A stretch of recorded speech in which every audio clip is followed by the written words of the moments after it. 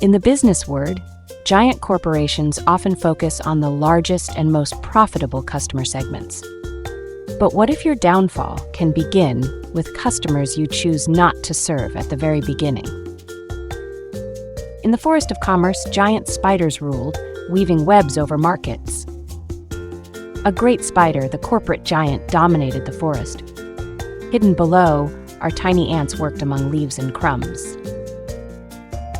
Small, weak businesses with limited resources. They served customers ignored by the giant spider. The spider ignored the ants, focusing on what matters. The web grows larger and better for wealthy customers each year. But there was a problem the spider could not see. As the web became more advanced, it became less suited for catching smaller opportunities. Ants, on the other hand, continue to learn from crumbs to work efficiently and improve. Ants multiplied themselves and served the overlooked low-end customers that spider had never bothered to visit. With continuous improvement, ants now began attracting mainstream customers as well. The spider was losing its own customers. For the first time, the spider looked down. What it saw was shocking. The forest floor was no longer occupied by a few insignificant ants. There were millions. How did this happen? Owl said, "You improved solutions for customers who already had them." The ants created solutions for customers who had none.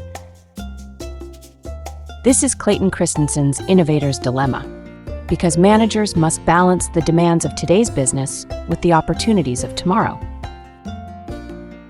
Managers often face a difficult choice. If they continue focusing on the needs of their existing customers, they may overlook emerging opportunities that could shape the future of the industry. Christensen's message is clear: success can become a trap. For the great spider at the center of the web, the most dangerous threat is rarely another giant spider. Instead, it is the small creatures moving quietly at the edges of the web, unnoticed and underestimated.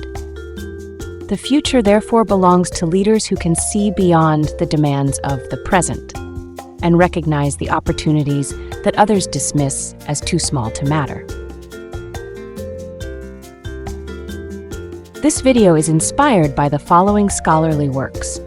First, the Harvard Business Review article is where Christensen first articulated the concept of disruptive technologies. Then, the idea was then developed in much greater depth in his famous book, The Innovator's Dilemma, when new technologies cause great firms to fail, because they listen too closely to their current customers. When confronted with innovations that initially appeal only to small or emerging markets,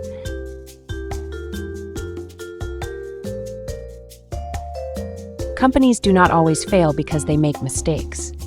Sometimes they fail because they continue doing exactly what made them successful in the first place, while the world changes around them.